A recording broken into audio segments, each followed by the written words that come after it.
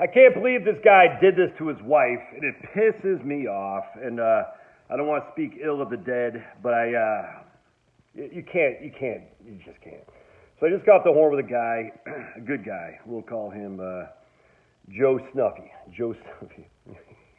I laugh because he's retired military, so he won't be take too kindly to me calling him Joe Snuffy. But he's a great guy. Actually, it's funny, just real quick. Oh my goodness, you're ADHD, Josh. Stay on point.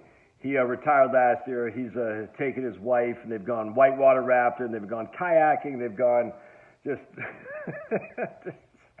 all kinds of stuff, this guy. And it's fantastic. Good, man, Joe Snuffy, you're all right by me, brother, man. He's just having the time of his life, and I love it. Anyway, so he told me, I think he said it was a colleague from work,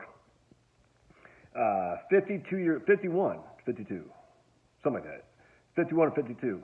Had a colonoscopy, dead, just dead. Right, I think it was a colonoscopy, whatever it is, where you get colon cancer, something like that, dead. Dude had wife, stay-home mom, 2 kids, I think. Had just bought a house, big fat mortgage.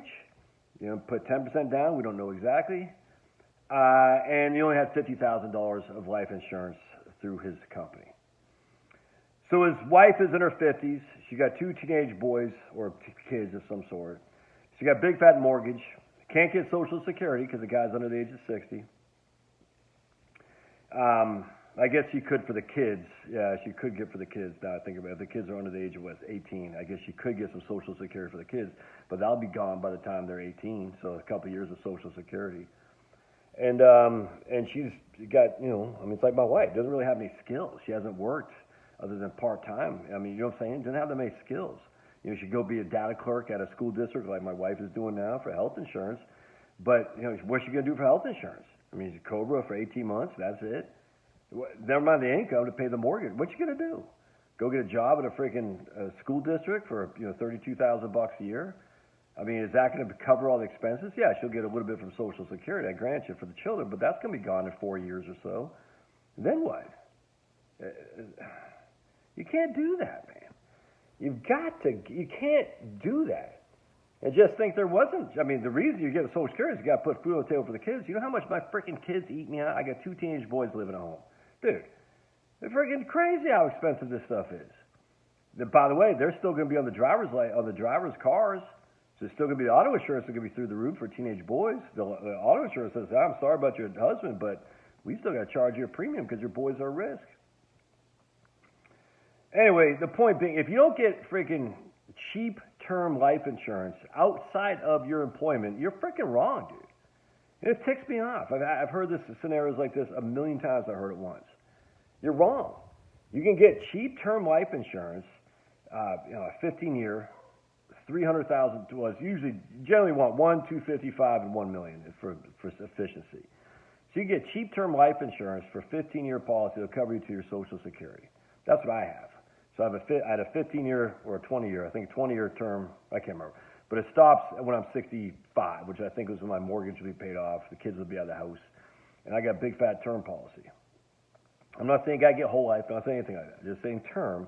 That way, at least to cover the freaking mortgage, dude. Because if you have no assets and everything's tied up in a mortgage, and your only asset is the equity on your house and maybe $100,000 in a 401k or something, that's just the wrong answer. Wrong answer. Don't do that. That's horrible. I just want to go and tell this guy, obviously, R.I.P. brother, but just you can't do that to your wife. Get 15-year term life insurance, and by the way, they're going to do an underwriting on you, and it might come back. It's going to be expensive because you're fat, your triglycerides are high, your BMI is too high. Now we can challenge all this, whether or not triglycerides, your LDL, your HDL, if it means anything, BMI, all that stuff. But it doesn't matter. You can challenge all day long. The facts are that's what the insurance company looks at, your BMI, triglycerides, HDL, LDL. We can say, look, cholesterol is no big deal. It doesn't matter if that's what they're running the numbers on. Now, with that said, back when I was in heavy weightlifting, my BMI was too high to qualify for a great policy. So I went through another firm that specialized in weightlifters and bicyclists and healthy athletes and whatnot. I forgot the name of the company. And they did a specific thing on my weightlifting regimen. They said, okay, your BMI is high because you work out. You see what I'm saying? And so I got very, very cheap policy.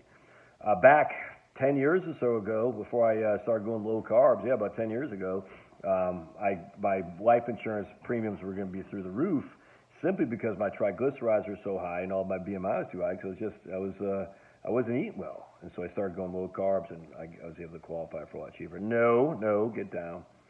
But anyway, this would be a good kick in the pants if you're fat and your triglycerides are high, you're stressed, to say, man, I got to get my weight in order.